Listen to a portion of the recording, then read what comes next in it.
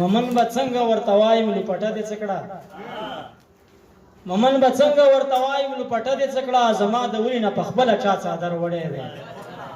زما د ولي نه په خپله چا څادر وړی دی د مینې په مذهب دې همسفر یې کم که نه د مینې په مذهب دې همسفر یې کم که نه یو ښکلی رانه مخکې دې رهبر یې کم که نه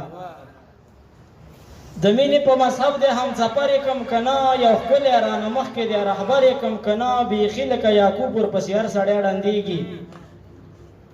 بیخي لکه یعقوب ورپسې هر سړی ړندېږي په دې ښار کې یوسف اوسي خبر یې کم که نه ای باچا دغه سړی د فرعونیت خلاف راوتی د زړه په سلطنت کې مقرر یې کم که نه باچا دغه سړی د فرعونیت خلاف راوتی د زړه په سلطنت کې مقرر یې کم که نه حیران سې ګناه ده څه بیخي کافره کېږم خو پې نه ګناه ده څه بیخي کافره کېږم خو پې نه ملا څوک رانه خوله غواړي چې ور یې کم که نه مننه ګناه ده څه بیخي کافره کېږم خو پې نه ملا څوک رانه خوله غواړي چې ور یې کم که نه نور څوک زما مغرور حسن ته پورته راکتی شي نور څوک زما مغرور حسن ته پورته راکتی شي دا یو درویش روخان دی مرور یې کم که نه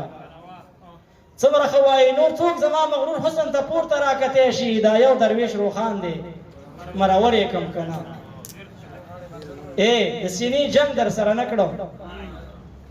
انتظار صاحب د سینې جنگ در سره نه کړم د سترګو جنگ در نه ګټم سپین سترګې یم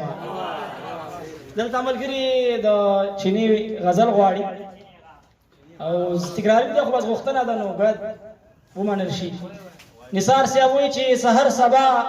د چیني غاړه او روانې اوبه سحر سبا د چیني غاړه او روانې اوبه جانانه ما د خدای غواړه او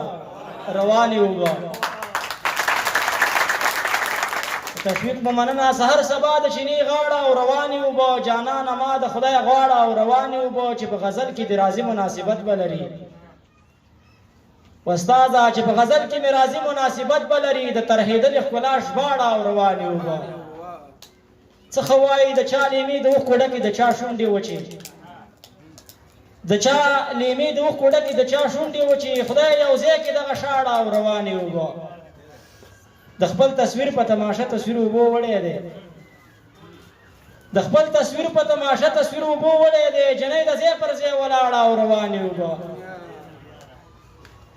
څه عجیبه شانتي او خوب دی همیشه یې وینم نثاره تا او هغه دواړه او روانې اوبه سحر سبا د چیني غاړه او روانې اوبه جانانه ما د خدای غواړه روانې اوبه ټولو د ټپي د ډالۍ ده چې ځواني د ګل دی هم نرګس دی ځواني د ګل دی هم نرګس دی زما د خوښ د خندا کړس دی خیر دی چې ستا را سره کس دی ای ماله دې دومره دیدن بس دی لکه برېښنا چې د باران سره وینه